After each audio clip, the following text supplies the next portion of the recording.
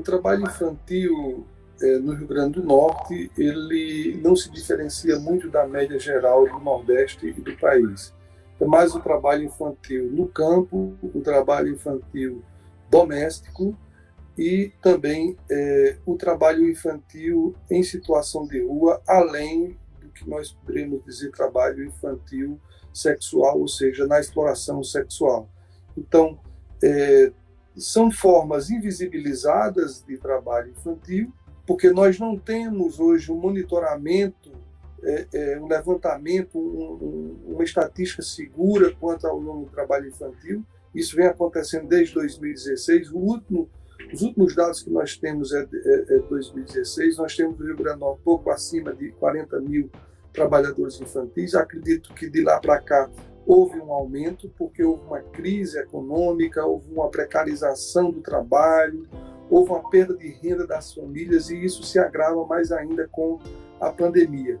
Então, no Brasil, nós temos quase 2,5 milhões de trabalhadores infantis, e no Rio Grande do Norte, nós temos ainda trabalhadores infantis e também sofremos com o fato de não termos uma fiscalização ainda eficaz, tendo em vista que, desde 2016, com a extinção do Ministério do Trabalho, houve aí uma progressiva redução das verbas para a fiscalização trabalhista. Para a gente ter uma ideia, em 2018 eram 8 milhões a verba, essa verba foi reduzida para menos da metade, além do fato de que nós não temos auditores fiscais suficientes para a realização desse trabalho de fiscalização. Então, tudo isso contribui para a invisibilidade do fenômeno do trabalho infantil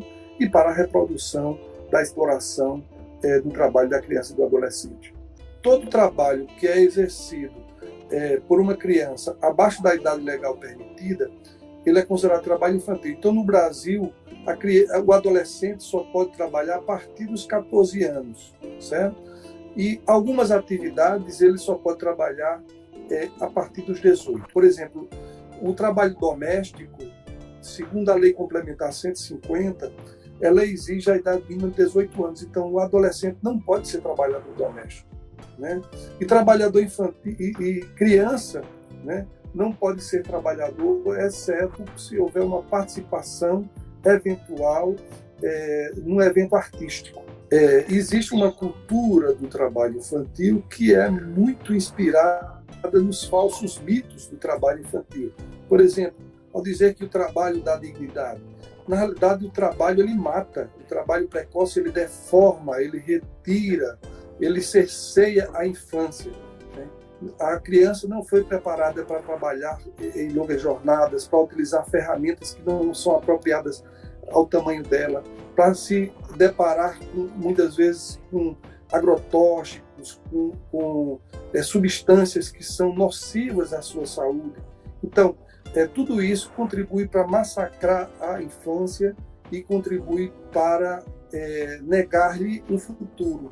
Uma criança que é colocada precocemente no mercado de trabalho, ela está se incluindo no mercado, mas é uma inclusão excludente, porque ela está se incluindo no presente, mas se excluindo para o futuro, porque na realidade ela não vai ter tempo para estudar, para trabalhar, não vai ter tempo para se qualificar e competir futuramente no mercado de trabalho de forma digna.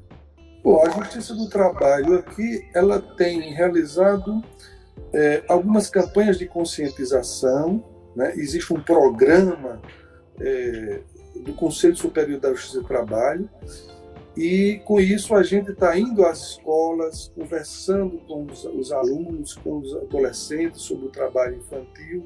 Nós temos também dialogado com os servidores, com os magistrados, no sentido de sensibilizá-los, de conscientizá-los da importância do combate ao trabalho infantil. E estamos também, de certa forma, criando laços com a sociedade para fortalecer a capacidade dessa sociedade diagnosticar e denunciar o trabalho infantil.